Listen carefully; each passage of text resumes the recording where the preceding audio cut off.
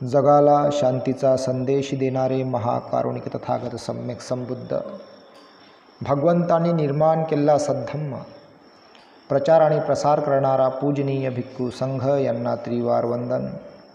प्रियदर्शी राजा सम्राट Ashok Vishwabhushan doctor Babasaheb Ambedkar यांना अभिवादन. द्वितीय खंड भाग दुसरा, त्यामधील परिव्राजकांची धम्मदीक्षा, त्यामधील पाठ तिसरा, भगवान बुद्धाचे पहिले प्रवचन, विशुद्धी मार्ग. परिव्राजकांनी नंतर भगवान बुद्धाला आपला धम्म समजावून सांगण्याची प्रार्थना केली. परिव्राजकांनी नंतर भगवान बुद्धाला आपला धम्म समजावून सांगण्याची प्रार्थना केली. भगवान बुद्धाने त्यांची विनंती आनंदाने मान्य केली. त्याने पहिल्या प्रथम त्यांना विशुद्धी मार्ग समजावून सांगितला. त्याने पहिल्या प्रथम त्यांना विशुद्धी मार्ग समजावून सांगितला. त्याने परिव्राजकांना सांगितले की ज्याला चांगला मनुष्य होण्याची इच्छा आहे, ज्याला चांगला मनुष्य होण्याची इच्छा आहे, त्याने जीवनाची तत्वे म्हणून काही तत्वे पाळली पाहिजेत. ही विशुद्धी मार्गाचे शिकवण, हे विशुद्धी मार्गाचे शिकवण आहे. ही विशुद्धी मार्गाचे शिकवण आहे. माझ्या विशुद्धीच्या मार्गानुसार चांगल्या जीवनाची 5 तत्वे आहेत. पहिलं, कोणत्याही प्राण्याची हिंसा न करणे व त्याला इजा न करणे. दुसरं, चोरी न करणे अर्थात दुसऱ्यांच्या मालकीची वस्तू न बळकावणे. तिसरी, व्याभिचार न करणे. चौथी, असत्य न बोलणे. आणि 5वी, मादक पेय ग्रहण न करणे. माझे असे म्हणणे आहे की प्रत्येक माणसाने ही तत्वे मान्य करणे अत्यंत आवश्यक आहे. कारण प्रत्येक मनुष्य जे जे काही करतो त्याचे मूल्यमापन करण्यासाठी त्याच्यापाशी काही एक परिमापन असले पाहिजे की ज्याच्यामुळे तो आपल्या चांगल्या अथवा वाईट वर्तणुकीचे मोजमाप करू शकेल. आणि माझ्या शिकवणुकीप्रमाणे हीच 5 तत्वे किंवा शिले माणसाच्या चांगल्या अथवा वाईट कृतीचे मोजमाप करण्याचा मापदंड आहे. 5 शिलं हे मोजमाप करण्याचा मापदंड आहे.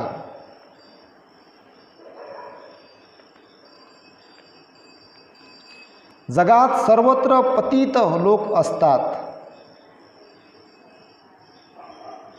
परंतु पतितांचे 2 वर्ग असतात. ज्यांच्या समोर काही आदर्श आहे असे पतित आणि ज्यांच्या समोर कोणताच आदर्श नाही असे पतित. ज्यांच्या समोर कोणताच आदर्श नाही अशा पतिताला आपण पतित आहोत हेच कळत नाही. त्यामुळे तो नेहमीच पतित राहतो. या उलट ज्याच्यासमोर एखादा आदर्श आहे असा पतित आपल्या पतितावस्थेतून वर येण्यासाठी प्रयत्न करीत असतो का? प्रश्न. याचे उत्तर असे की प्रयत्न करीत असतो का? याचे उत्तर असे की आपण पतित आहोत हे त्याला माहीत असते. मनुष्याचे जीवन नियमित करण्यासाठी त्याच्यासमोर एखादा आदर्श असणे आणि कोणताच आदर्श नसणे यांच्यातील हा फरक आहे. महत्त्वाची गोष्ट माणसाचा अंधपात ही नसून त्या अवस्थेत मुक्त होण्याच्या आदर्शाचा अभाव हीच होय. मुक्त होण्याच्या आदर्शाचा अभाव हीच होय. परिव्राजक तुम्ही विचाराल की जीवनाचा आदर्श म्हणून मान्य करण्यास हीच तत्वे योग्य का? या प्रश्नाचे उत्तर तुम्हाला स्वतःलाच सापडेल. जर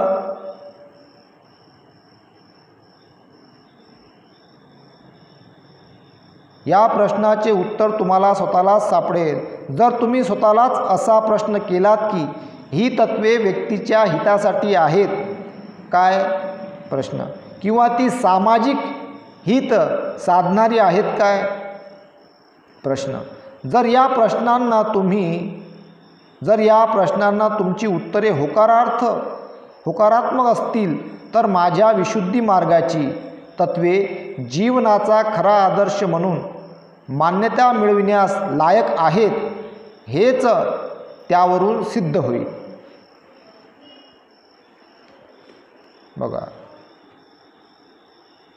पाचशीला संपूर्ण जगात लागू आहे, संपूर्ण जगात भगवंतांनी दिलेले. कारण त्याच्या आधारावरच कधी सगळं जग सुरू आहे.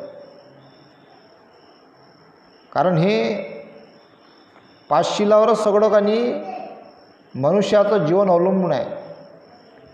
म्हणून त्याच्यावरच काही भगवंतांनी काही हे पाचशिलं मनुष्य प्राण्याला दिले.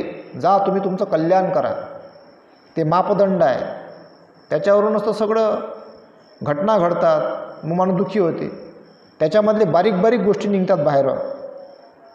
एका शिलातून उलिवशा गोष्टी बारीक. आता म्हणतो आपण बा हिंसा याची करता येते, याची नाही करता येत. आता एखादा मनुष्य दुसऱ्या मनुष्याची हिंसा करण तर त्याला कायदेशीरित्या दिसला, सापडला, पुरावा भेटला तर अटक, जैलात, आजीवन कारावास. जर तो दिसला नाही तरी त्याला माहीत आहे का माझ्याकडून काहीतरी घटना घडली आहे बा अशी, तो लपून राहिला, कोणाला दिसलाच नाही, चूप आहे, तरी त्याला दोष लागते. मग तो कर्मसिद्धांतानुसार त्याचे परिणाम भोगतो. मग आपल्या हातून अलग अलग जीवांची हत्या होत राहते. कोणी मग एखादी मांजरच मारून टाकते, कोणी मग एखादा कुत्राच मारून टाकते, कोणी मग एखादा जनावरच मारून टाकते. याचंसुद्धा छोट्या छोट्या प्रमाणात दोष लागत असतो. म्हणून भगवंतांनी सगळ्यावर अनुकंपा केली का मनुष्याच्या हातून बा दोष घडू नये, त्याच्या हातून कुठल्याही प्रकारच्या जीवजंतूची हत्या होऊ नये. म्हणून भगवंतांनी काय केलं, सगळ्या प्राण्यांवर अनुकंपा केली. पा इथंच लागून आहे हे शिलं, फक्त माणसांनाच लागून आहे, सर्व मनुष्य प्राण्यांना लागू आहे का. त्यांनीसुद्धा बा याचं आलं मनुष्य प्राणी ह्या पृथ्वीवरचा सगळ्यात बुद्धिमान प्राणी आहे, त्याच्या हातून इतरांची हत्या होऊ नये, सगळ्यांवरच भगवंतांनी अनुकंपा केली. मग हे पाचशीला सगळं इकडे लागू आहे. त्यामध्ये मग चोरी करू नये. आता चोऱ्या ज्या मोठ्या प्रमाणात होतात त्या तर चोऱ्या आहेच आहे, पण ज्या लहान लहान प्रमाणात चोऱ्या होतात, एखाद्याच्या वावरामध्ये जाता हरभरा घेणे तोडून, असा भाजीपालाच तोडणे, हाहीसुद्धा चोरी झाली, त्याचा पण दोष लागते. त्याचे पण परिणाम जरी त्या कायद्यात बसत नसन तर मग त्या याच्यामध्ये कर्माच्या याच्यात बसते, त्या अकुशल कर्मामध्ये बसते, त्याचे मग थोडे अकुशल कर्म जमा होते, आहे का नाही. असे थोडे अकुशल कर्म जमा होते आणि मग आपण काय म्हणतो, बापा मला असं कसं झालं, लागला दोष. ज्यानं ते वावर पेरलं असेल किंवा त्यानं ते पेरणी केली आहे, त्यांना मेहनत लावलेली आहे, त्याचा घाम गळलेला आहे, कष्टाचा, त्याचा जो कर्म इथं घडलेला आहे घामाचा, त्या कर्माला तुम्ही काय केलं, त्यांना ते जे उगवलेलं जे आहे भाजीपाला वगैरे जे काही असेल हरभरा वगैरे, तो तुम्ही तोडला एखाद्यानं कोणीतरी आणि त्याला लागला दोष. हां, तुम्हाला घ्यायचं असेल, आवडला बा, त्या मालकाला मागा ज्याचं ते वावर आहे. मग ते वावर कोणाचंही असो, जो त्या वावराचा मालक आहे त्याला म्हणा का बा मला थोडा हरभरा घ्यायचा आहे, मी घेऊ का. त्यानं जर परमिशन दिली का घ्या बा, त्यानं जर म्हटलं नाही तर नाही घ्यायचं, सरळ हिशोब आहे. कारण नाही म्हटल्यावर जर घेतलं मग दोष लागते,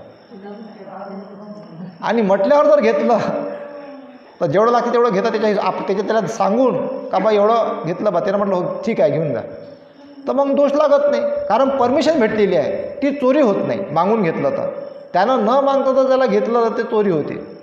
अशा प्रकारचे दोष लागत असतात.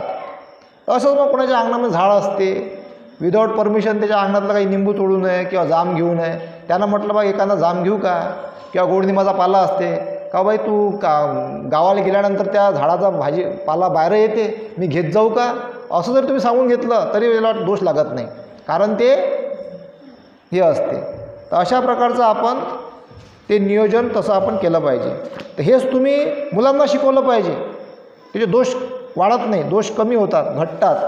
तर या सगळ्या बाबी आपण लक्षात घेतल्या पाहिजे. म्हणून हे 5 शिला आहेत.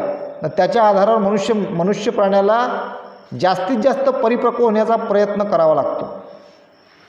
त्यानंतर आहे भगवान बुद्धाचे पहिले प्रवचन, अष्टांगिक मार्ग किंवा सदाचाराचा मार्ग. नंतर भगवान बुद्धाने परिव्राजकांना अष्टांगिक मार्गाविषयी प्रवचन दिले. भगवान बुद्धाने सांगितले की अष्टांगिक मार्गाचे 8 घटक आहेत. अष्टांगिक मार्गाचे सर्वात पहिले महत्त्वाचे अंग सम्मादिट्ठी म्हणजे सम्यक दृष्टी. पाली भाषेमध्ये त्याला सम्मादिट्ठी म्हणतात आणि आपण नॉर्मलमध्ये म्हणतो त्याला मराठीमध्ये सम्यक दृष्टी. याच्या स्पष्टीकरणाने भगवान बुद्धाने आपल्या प्रवचनास सुरुवात केली.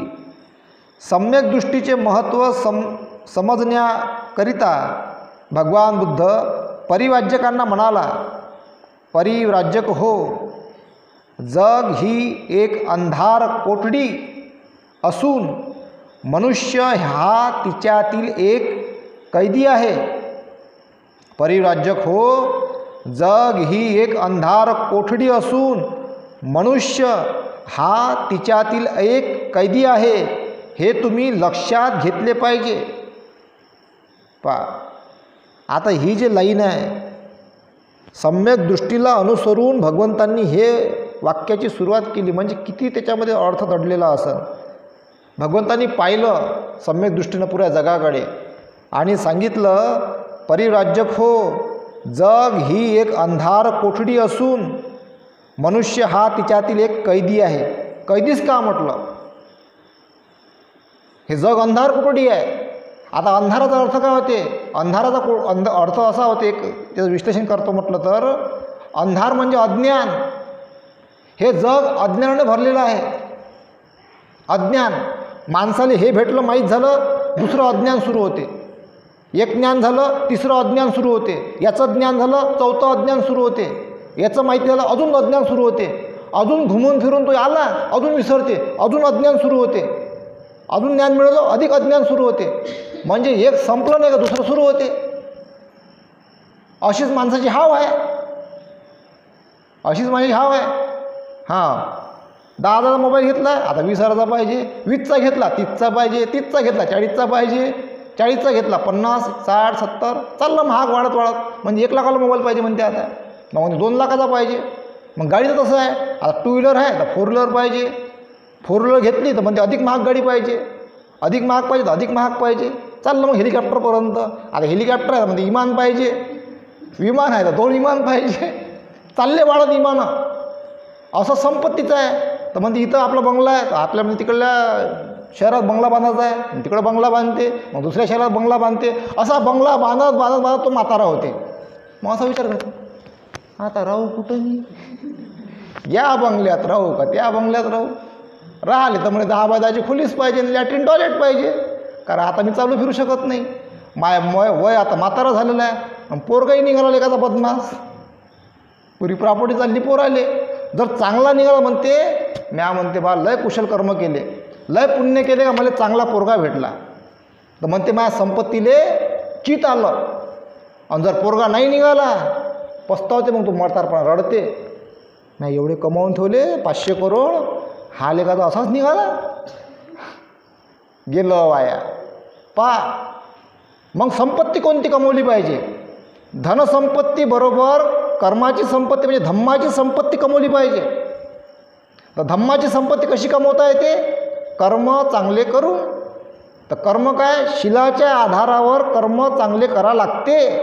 नाही तर मग पूर्ण जिंदगीभर याले लुबाडू दे, त्याले लुबाडू दे, त्याले लुबाडू दे, लुबाडत संपत्ती कमावली आणि पोरानं गमावली. कारण तसा तयार होतो ना तो. मग इकडला दोष इकडं लागते. असा दोष तयार केला, इकडं दोष लागला. आपल्याला काय वाटलं? पुढच्या पिढीला बंग जमा करून ठेवतो. बम जमा करून ठेवतो, माझ्या 5-6 पिढ्या जगला पाहिजे. आता मेल्यावर का तू पाहिशील का ते जगून राहिला का नाही जगून राहिला, पाहिशील मेल्यावर. आता मन दुखू जर तुम्ही ओरपून कोणाचं लुबाडून, कोणाचा प्लॉट पसवून, कोणाची संपत्ती हडपून, कोणाला मारून ठोकून, काहीतरी दबाव टाकून, चुकीचा माल विकून, काहीतरी जर खोट्या इकड्या तिकडे आळव्या मार्गाने पैसा कमवला का ते सगळे परिणाम भगवंतानी म्हटलेलं आहे. जे संपत्ती दुःखाचे मूळ कारण तृष्णा, जे संपत्ती रागातून, द्वेषातून, लोभातून आणि मोहातून मिळवली जाते ते संपत्तीचा दोष लागते आणि त्याचे परिणाम भोगा लागतात. सरळ हिशोब आहे. आता याचं विश्लेषण कसं सांगायचं याला खूप वेळ लागते, त्याच्यावर मी लिहू राहिलो हळूहळू, माझ्या लिहिणं चालू आहे. म्हणजे रागातून म्हणजे एखाद्याला राग उत्पन्न करून संपत्ती मिळवलेली, द्वेष उत्पन्न करून संपत्ती मिळवली, राग द्वेष लोभ उत्पन्न करून संपत्ती मिळवलेली आणि मोह उत्पन्न करून संपत्ती मिळवलेली, ते त्याचा दोष लागते आणि त्याचे परिणाम लगेच किंवा कालांतराने भोगावे लागतात. म्हणून ही बाब आपण लक्षात घेतली पाहिजे. म्हणून त्यामध्ये अष्टशील जुळलेलं आहे, 4 आर्य सत्य जुळलेलं आहे, 10 पारमिता जुळलेले आहे, जे संपत्ती माणसाकडे येत असते. म्हणून भगवंताची पारमी पूर्ण करावी लागते. त्यामध्ये शील पारमी आहे, शील पारमीमध्ये पारमीला पूर्ण करत दान पारमिता करावं लागते, दान पारमी करत राहावं लागते. तेव्हा ते दोष कमी होतात आणि आपलं जीवन सुखाचं आणि शांतीचं कटत राहते. या सगळ्या बाबी आहेत त्या आपण समजून घेतल्या पाहिजे. म्हणून हे जग एक अंधार कोठडी आहे. या जगातला मनुष्य एक कैदी, त्याचं कैदीपण कधीही तो कैदीतून मुक्त होऊ शकत नाही जोपर्यंत तो अरहंत सम्यक संबुद्धाच्या मार्गी लागत नाही. ही अंधार कोठडी गडद अंधाराने भरलेली आहे. अंधार इतका आहे की कैद्याला क्वचितच काही दिसू शकते. कैद्याला आपण कैदी आहोत हेही कळत नाही. दीर्घकाल अंधारात राहिल्यामुळं मनुष्य केवळ आंधळा होऊन राहिलेला आहे. इतकेच नाही तर ज्याला प्रकाश म्हणतात अशी एखादी वस्तू अस्तित्वास असू शकते याबद्दल त्याला शंका वाटते. प्रकाश म्हणून एखादी वस्तू काही अस्तित्वात असू शकते याबद्दल त्याला शंका वाटते. मन हे एक असे साधन आहे की ज्याच्यामुळे मनुष्याला प्रकाश मिळू शकतो. तथापि या अंधार कोठडीतील कैद्यांच्या मनाची अशी अवस्था नाही की त्याचे मन हे या बाबतीत एक साधन ठरेल.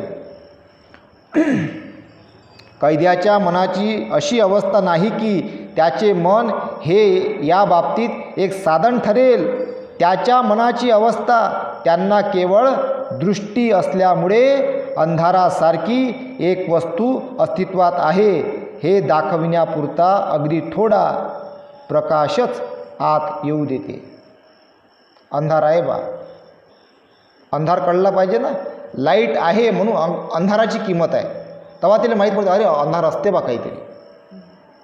आता तो काय करते का त्याला काही माहीत नाही का बा अंधार आपल्या अंगाला लागणार आहे, तो काय करते प्रकाशामध्ये चुकीच्या मार्गाने पैसा गोळा करायचा प्रयत्न करते. त्याला वाटते काय होते करून घेणं, एवढा आंधळा आहे तो, पट्टीच बांधली आहे. मग चाललं दवाखान्यात, मग इकडं कुठं, मग कोणती दुर्घटना. आता हे काहून सांगतो मी, कस मला समजलं बा म्हणून सांगतो. समजून घ्या लवकरात लवकर. आपल्याला पट्टी आहे ना बांधलेली अंधारातली, नाही दिसत ना अंधार आहे म्हणून. आता दिसतच नाही तर मी काय करू मी कसं सांगू अजून पटून. ते आता श्रद्धेवर समजा लागते. श्रद्धेवर जेवढ्या लवकर समजन तेवढं बरं आहे. नाही तर म्हणून तर हे सगळे मोठे मोठे पदावर बसलेले अधिकारी कर्मचारी आमदार खासदार मंत्री संत्री मोठ्या मोठ्या पदावर येले काय वाटते काही होते लूटले कायले, इकून लूट का तिकून लूट, रस्त्यामधले पैसे खाऊ दे, इकडले पैसे खाऊ दे, शेतकऱ्यांचे पैसे खाऊ दे, ह्या पिकातले पैसे खाऊ दे, त्या पिकातले पैसे, एवढं पैसेच खाणं चालू आहे. एवढे खाऊ राहिले पोटही नाही भरत. 100 करोड जमा केले तरी पोट नाही भरलं, 200 करोड जमा केले तरी पोट नाही भरलं, 300 500 1000 कोण एवढे जमा केले, 7-7 हजार करोड जमा केले तरी पोट नाही भरले, ते फुटूनही राहिले. आता बघा, इतका मोठा कर्मविपाक ते जर करून ठेवत असतील, त्यापासून हानी होत असते. मग त्याचबरोबर चांगल्याची हानी होते.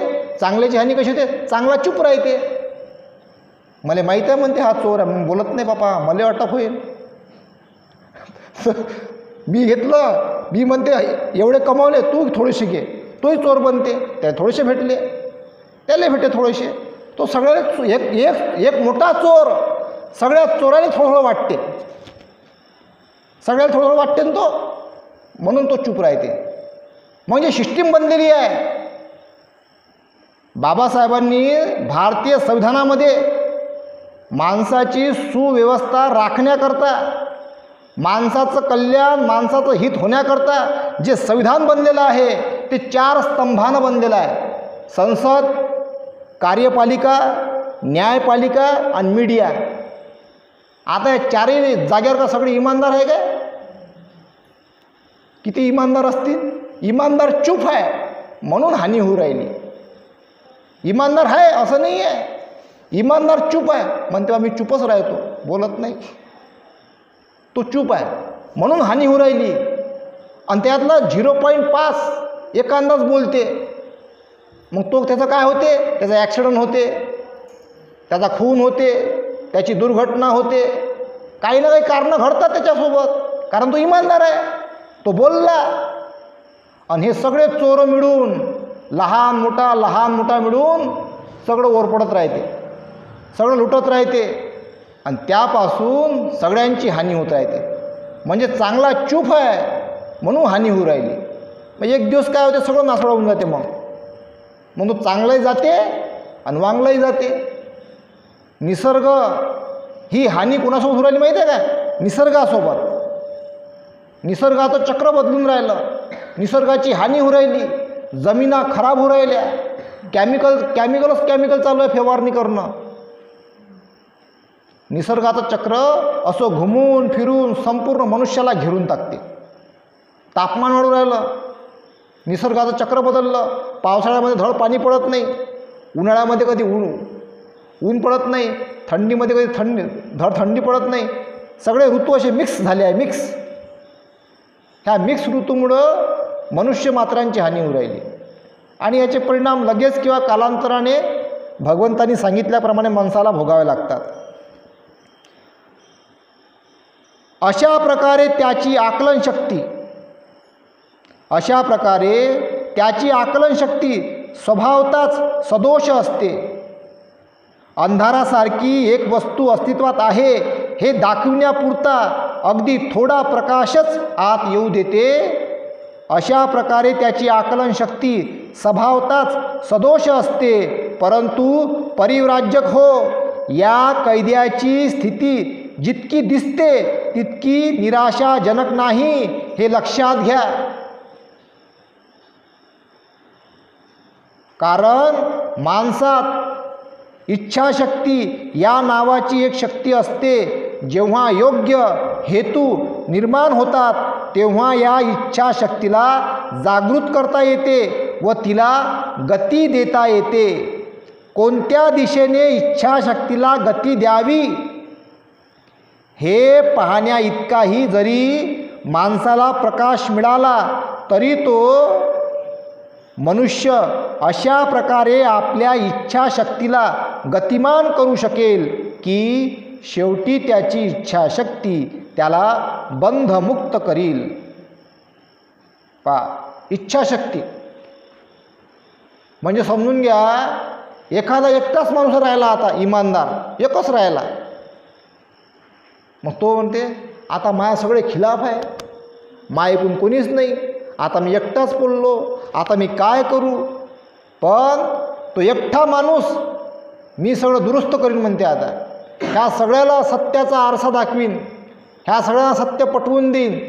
तेच कार्य भगवान बुद्धांनी केलं, तेच सत्याचं कार्य सम्राट अशोकांनी केलं, तेच सत्याचं कार्य 2500 वर्षाच्या बाद डॉक्टर बाबासाहेब आंबेडकरांनी केलं.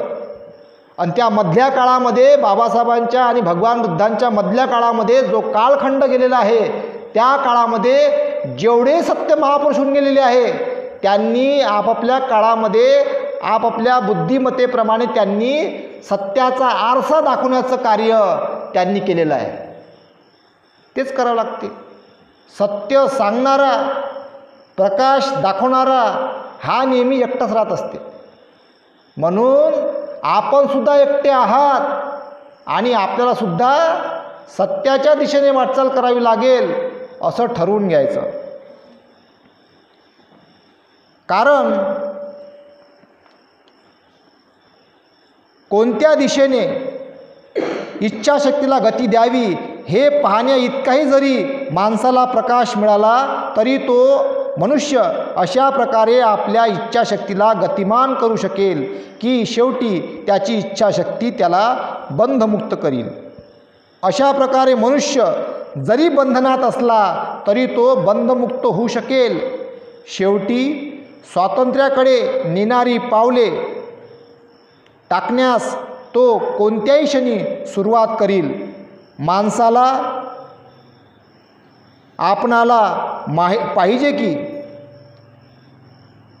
आपणाला पाहिजे त्या दिशेने जाण्यासाठी आपल्या मनाला आपण वळण लावू शकतो.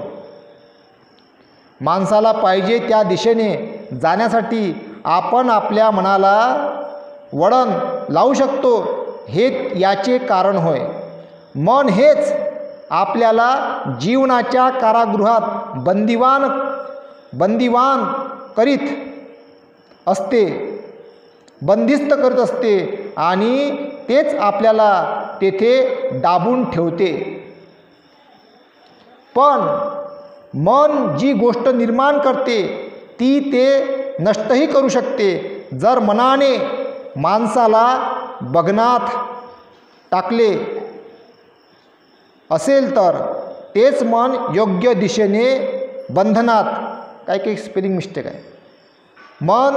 जर मनाने माणसाला बंधनात टाकले असेल तर तेच मन योग्य दिशेने वळविल्यास त्याला बंधनमुक्तही करू शकते. सम्यक दृष्टी जे करू शकते हेच होय. बघा, सम्यक दृष्टीचं सांगितलेलं आहे मनावर सगळं. मनच माणसाला बंधनात टाकते. एखादा बम बोलते एखाद्याला, एखादा नवरा बायकोले बोलते किंवा बायको नवऱ्याला बोलते. मग गरीब नवरा असं नवरा टेन्शन घेते, बायको गरीब असं ना बायको टेन्शन घेते. मनाले मन राहते ना ते सगळं कनेक्शन, पण टेन्शन घेते.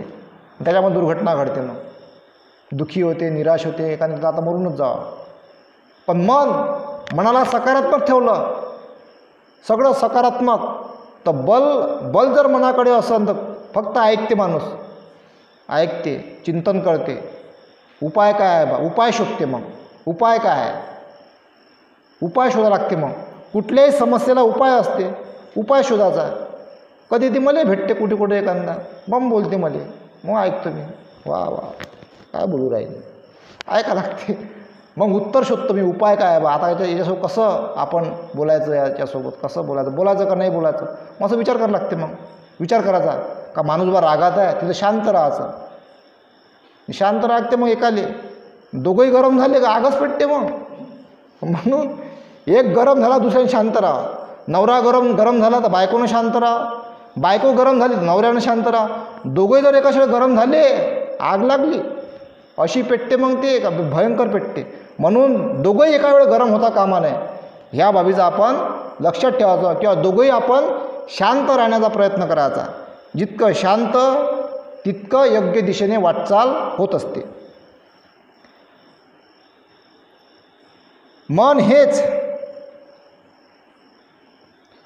मन योग्य दिशेने वळविल्यास त्याला बंधनमुक्तही करू शकते. सम्यक दृष्टी जे करू शकते ते हेच होय. सम्यक दृष्टीचा अंतिम उद्देश काय आहे? परिव्राजकांनी विचारले. भगवान बुद्धाने उत्तर दिले, अविद्येचा विनाश हाच सम्यक दृष्टीचा उद्देश आहे. सम्यक दृष्टी ही मिथ्या दृष्टीच्या अगदी उलट आहे. म्हणजे सम्यक दृष्टीचा मुख्य हेतू सांगितला अविद्येचा विनाश. आता सम्यक दृष्टी का एवढी सोपं आहे का बाबा? सम्यक दृष्टी सगळ्या समजली असते तर कायले असं अनार राहिला असता भारतात? कायले चुकीचे माणसं निवडून गेले असते? सम्यक दृष्टी लहान नाही आहे. दुःखमुक्तीचा आर्य अष्टांगिक मार्ग त्यामधली सम्यक दृष्टी.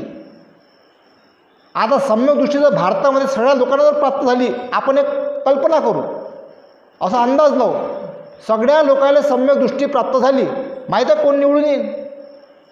जो पैसे वाटते ना, किराणा वाटते, दारू वाटते, बिर्याणी चालते, बम पैसे वाटते, तो कधीच निवडून येणार नाही. कोण निवडून येईल माहीत आहे? लोकांना सम्यक दृष्टी प्राप्त झालेली आहे. जो एकदम साधा आहे, याला पैसे वाटले नाही, इमानदार आहे, तो निवडून येईल. मग तो श्रीमंत असो, मध्यमवर्गीय असो की गरीब असो, कारण सम्यक दृष्टी प्राप्त झालेली आहे. पण सम्यक दृष्टी नाही प्राप्त झाली ना लोकायले. भारतामध्ये सम्यक दृष्टी प्राप्त नाही झाली आहे, म्हणून 100तले 95 चुकीचे राहतात. सगळेच नाही, 100तले 90 राहत असं. पैशाच्या आमिषावर बळी पडून, काहीतरी लोकांना गोष्टी सांगून, काहीतरी बैलून फसलून लोक पट्टी बांधून आहे. दिसतच नाही त्याला. कोणाला द्याव रे बा? काहून पट्टी आहे पा? कोणी जातीच्या नावानं मतदान करते, कोणी धर्माच्या नावानं मतदान करते, कोणी आमिषाच्या नावानं मतदान करते, कोणी काले प्याले भेटले म्हणून मतदान करते, कोणी घूस खाऊन मतदान करते. विविध कारण लोक काहीतरी हेतू पाहून मतदान करतात, कारण सम्यक दृष्टी नाही आहे, आंधळे आहे.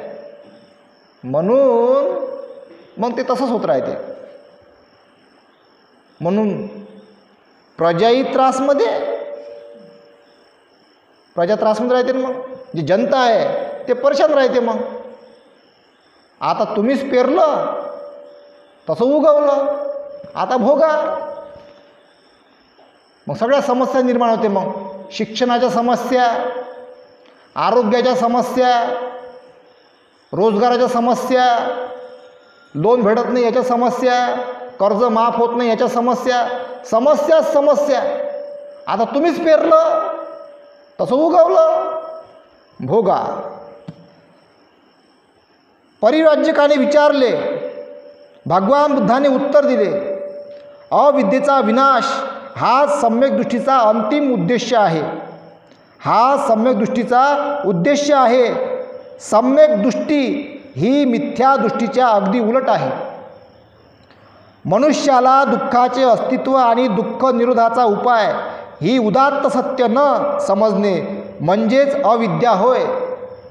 सम्यक दृष्टीचा हेतू माणसाने कर्मकांडाच्या विधींना व्यर्थ समजणे आणि शास्त्राच्या पवित्र्यावरील मिथ्या विश्वास टाकून देणे हा आहे. सम्यक दृष्टीचा हेतू माणसाने कर्मकांडाच्या विधींना व्यर्थ समजणे आणि शास्त्राच्या पवित्र्यावरील मिथ्या विश्वास टाकून देणे हा आहे. म्हणजे त्यांनी बा कर्मकांडाला समजलं पाहिजे, हे सम्यक दृष्टीचा उद्देश आहे, हेतू आहे. आणि त्यांनी ते मिथ्या भावना टाकून दिल्या पाहिजे खाली, हे सम्यक दृष्टीचा हेतू आहे. सम्यक दृष्टीकरिता माणसाने अद्भुत कल्पनाचा त्याग केला पाहिजे. सम्यक दृष्टीकरिता माणसाने अद्भुत कल्पनाचा त्याग केला पाहिजे. निसर्ग नियमाविरुद्ध कोणतीही गोष्ट होऊ शकते, ही गोष्ट माणसाने मानता कामा नये. ज्या सिद्धांतांना वास्तवतेचा किंवा अनुभवाचा आधार नाही व ते केवळ काल्पनिक अनुमाने आहेत, ते सिद्धांत सम्यक दृष्टीसाठी त्याज्य आहेत. काल्पनिक अनुमाने आहेत ते सिद्धांत सम्यक दृष्टीसाठी त्याज्य आहेत. म्हणजे त्याज्य का शब्द वापरला? का बा काल्पनिक आहे म्हणून ते त्याज्य, म्हणजे ते सत्यही नाही आणि असत्यही नाही, ते मध्यामध्ये अडकलेले आहेत. त्याच्यावर तुम्ही परिपूर्ण विश्वास ठेवू शकत नाही. काल्पनिक आहेत त्या गोष्टी, काही कल्पना आहेत त्या, आणि त्या कल्पनेमध्ये डुबून राहणे माणसाला काही अंधपातात टाकत असते. अंधपातात एखाद्याचा हात पाहिला, तुला काही तू लागत नाही रे बा, तू काही शिकू नको, एखाद्याला सांगितलं तू गेला तो कामातून, तो म्हणते बापा भविष्य सांगितलं म्हणते मला, आता मध्ये काही शिकून काही फायदा नाही, सोडते मग तो शाळा, राहायला मागं. पहा काल्पनिक, त्यानं कल्पना काल्पनिक त्याच्यावर त्यानं विश्वास ठेवला ना, ह्या भानगडीत नाही पडा लागत, त्याच्यामध्ये डुबून राहिले का संपले. म्हणूनच तर बाबासाहेबांनी 14 ऑक्टोबर 1956 रोजी दीक्षा दिली आणि धम्म सांगितला. बाबासाहेबांनी धम्म दिला का जा शिक्षणाला धम्माची जोड पाहिजे, जोड करून दिली, शिका, धम्माचं अनुसरण करा आणि आपला उद्धार करा. प्रगती झाली. आता SCमध्ये का आपणच हो का फक्त?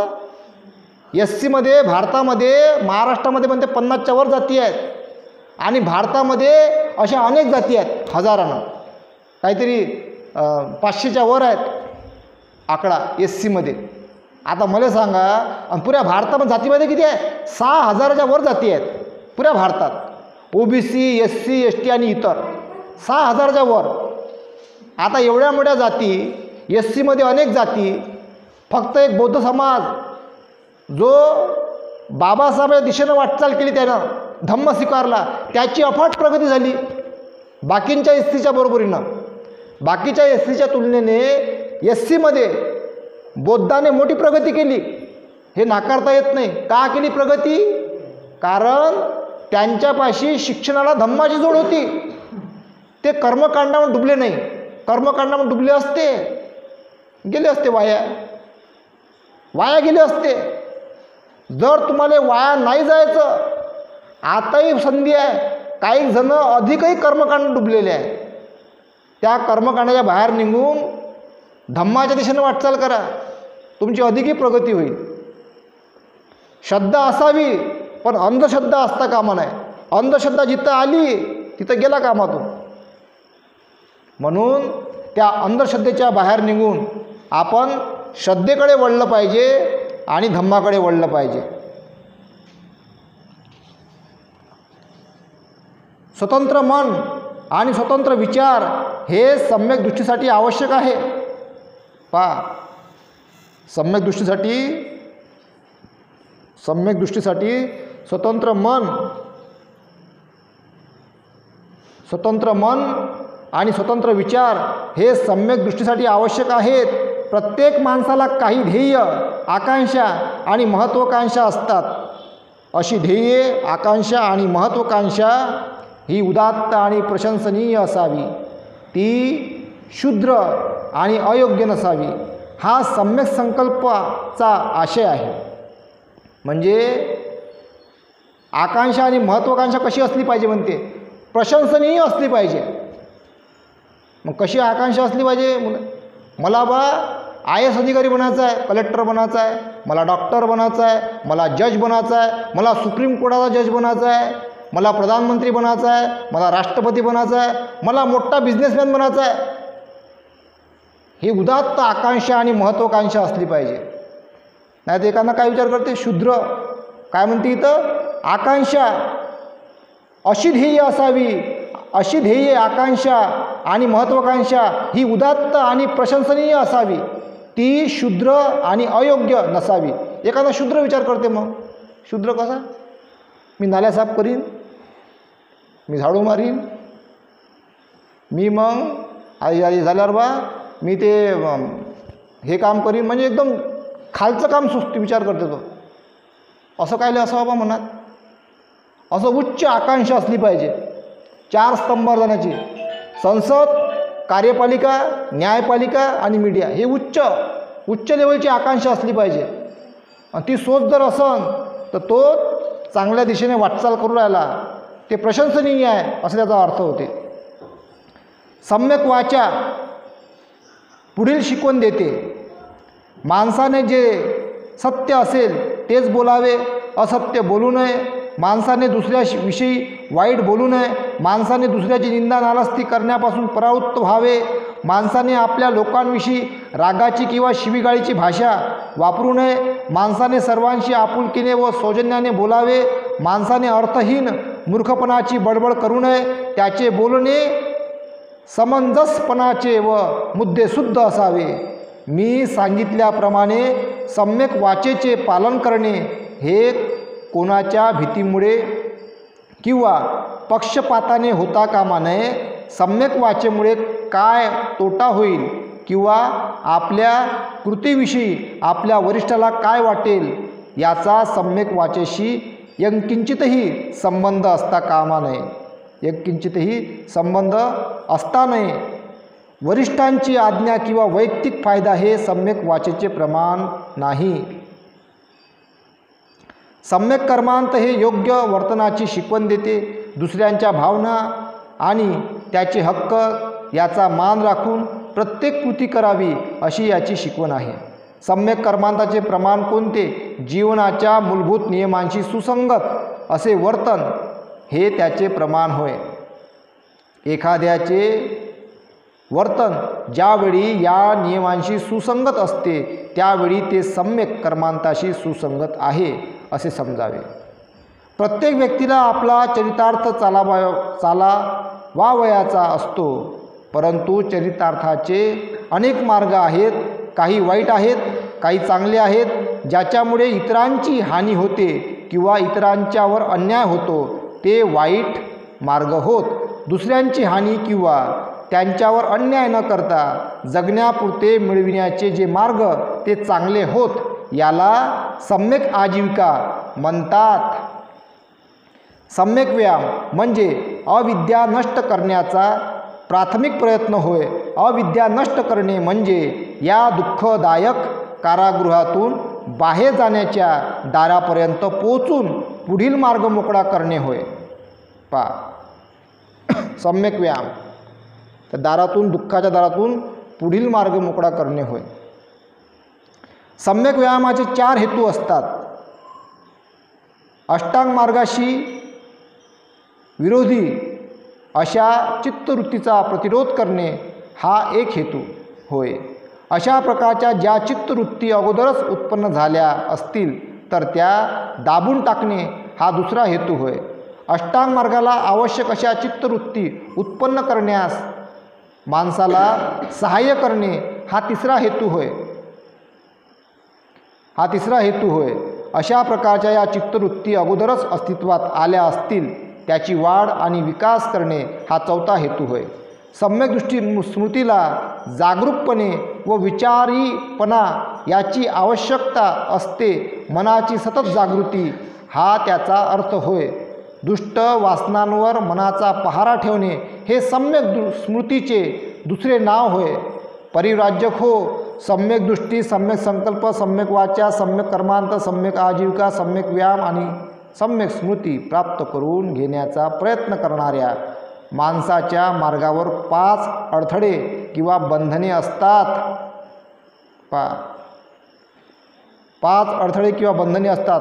लोभ, द्वेष, आळस, सुस्ती, संशय आणि अनिश्चय हे ते 5 अडथळे होत. म्हणून हे अडथळे दूर करणे आवश्यक आहे. अडथळे म्हणजे बंधनेच होत आणि ते दूर करण्याचा मार्ग समाधी हा होय. परंतु परिव्राजक हो, सम्यक समाधी म्हणजे समाधी नव्हे हे लक्षात घ्या. तिचे स्वरूप अगदी निराळे आहे.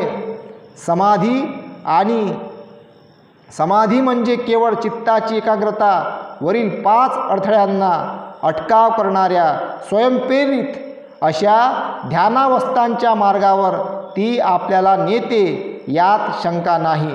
परंतु ह्या ध्यानाच्या अवस्था तात्पुरत्या असतात.